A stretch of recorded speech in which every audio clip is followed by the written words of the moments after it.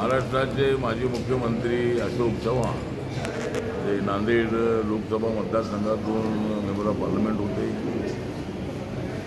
अशोक चव्हाण यांचे वडील शंकरराव चव्हाण हे महाराष्ट्राचे मुख्यमंत्री होते आणि त्यानंतर अशोक चव्हाण यांना सुद्धा महाराष्ट्राच्या मुख्यमंत्रीपदावर आरूढ होण्याची संधी मिळाली होती. गेली अनेक वर्षे ते काँग्रेस पक्षामध्ये काम करत राहिले.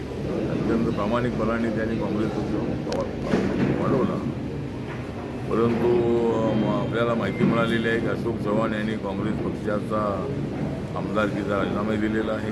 काँग्रेस पक्षाचा राजीनामाही दिलेला आहे. एकतर काँग्रेस पक्षामध्ये राहून आपल्याला लोकांची सेवा करणं अत्यंत अवघड आहे. काँग्रेस पक्षामध्ये राहून जनतेची प्रश्न सोडवणं अत्यंत अडचणीचं आहे. काँग्रेस पक्षामध्ये राहून देशाचा विकास करणं, आपल्या मतदारसंघाचा विकास करणं अत्यंत अवघड आहे. आणि त्यामुळं अशोक चव्हाण यांनी आपल्या आमदारकीचा आणि आपल्या काँग्रेस पक्षाचा त्यांनी राजीनामा दिलेला आहे. त्यांच्या निर्णयाचं मी स्वागत करतो आणि अशोक चव्हाण यांच्याशी माझे अत्यंत जवळचे संबंध राहिलेले आहे. ते माझे अत्यंत जवळचे मित्र आहे. त्यांनी जर आता का काँग्रेस पक्ष सोडलेला आहे, त्यांनी आमच्या महायुतीमध्ये यावं आणि महायुतीला बळकट करू. महाराष्ट्राच्या विकासासाठी, नांदेडच्या विकासासाठी त्यांचं जे योगदान आहे ते योगदान अत्यंत आवश्यक आहे.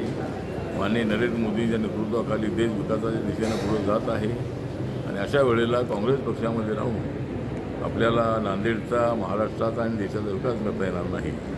म्हणून त्यांचा निर्णय अत्यंत स्वागतार्ह आहे. मी त्यांच्याकडून एवढीच अपेक्षा करतो की बाबासाहेब आंबेडकरांचा जो रिपब्लिकन पक्ष आहे, या रिपब्लिकन पक्षामध्ये आम्हाला हा पक्ष व्यापक करायचा आहे. मराठा समाजाच्या आरक्षणाची भूमिका सातत्यानं अशोक चव्हाण यांनी मांडली. त्याला पाठिंबा देण्याची भूमिका आपण अनेक वेळेला घेतलेली आहे आणि त्या अशोक चव्हाण यांना मी नम्र निवेदन करत आहे.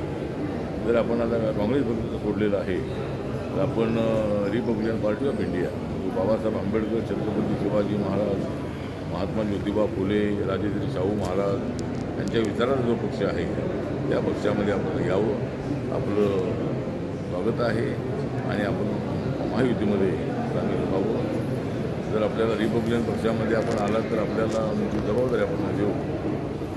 पण जर आपल्याला महायुतीमध्ये यायचं असेल तर आपण लवकरात लवकर निर्णय घ्यावा, अशा पद्धतीने त्यांना मी विनंती करतो.